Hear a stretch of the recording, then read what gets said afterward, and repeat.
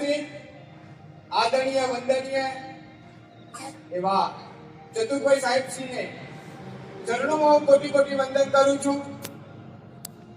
સાથે આ સ્કૂલના તમામ કર્મચારીઓ, શિક્ષણ ગણના તમામ કર્મચારીઓના ચરણોમાં હું કોટી કોટી વંદન કરું છું. આ સ્કૂલની અંદર તમામ બાળકો, દીકરા દીકરીઓ જે જ્ઞાન લઈ રહ્યા છે એમના ચરણોમાં હું કોટી કોટી વંદન કરું છું, પ્રણામ કરું છું કે આજે 15મી ઓગસ્ટના એટલે આ દેશનું, આ ભારત દેશનો એક ઉજ્જવળ દિવસ છે. 1947માં આ દેશ આઝાદ થયો હતો અને બ્રિટિશ શાસનમાંથી મુક્ત થઈ અને આપણે આ દેશને આઝાદી આપી છે. આઝાદીમાં ક્રાંતિકારીઓએ બલિદાન આપ્યું છે. ગાંધી બાપુ, ડોક્ટર બી.આર. આંબેડકર, ભગતસિંહ, સુખદેવ, રાજગુરુ, સરદાર વલ્લભ પટેલે આ દેશ માટે, આ ધરતી માટે જેમને શહીદી આપી છે ત્યારે આ દેશ આઝાદ થયો છે. ત્યારે આ બાળકોને મારે એટલું કહેવું છે, આધી રોટી ખાएंगे हम बच्चे को पढ़ाएंगे. સામાન્ય વર્ગમાંથી આવું છું. હું એક ગરીબનો દીકરો છું.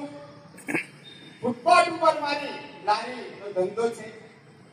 પરંતુ ગુજરાતના તમામ જ્ઞાતિના બાળકો માટે સતત મારી લડત ચાલુ છે. મુખ્યમંત્રી સાથે પણ મારી 4 વાર બેઠક થઈ છે. હું માલપુરથી દિલ્હી, માલપુરથી ગાંધીનગર દંડવત યાત્રા કરેલી છે. મારા શરીરમાંથી લોહીથી આવેદન પત્ર પણ લખેલા છે. મારા શરીર ઉપર મેં અગ્નિ પણ લગાવેલી છે અને સરકારશ્રીને વેદના પત્ર આપ્યા છે. એટલે ગરીબોના અવાજ માટે, ગરીબોના પ્રશ્નો માટે સરકારશ્રીને વિનંતી કરી છે.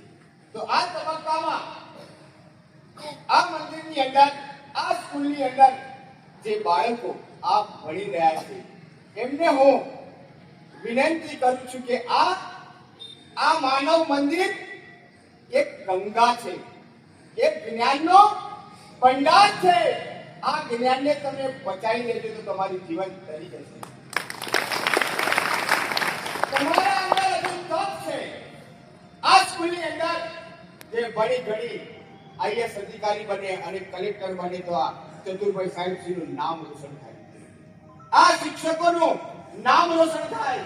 તમારા બાળકો, તમારા મા બાપનું નામ રોશન થાય. એટલે હું તમારા મા બાપે તમને અહીં ભણવા મોકલ્યા છે. એટલે મસ્તી પણ કરજો, સાથે સાથે ભણવાનું પણ તમે કરજો મિત્રો.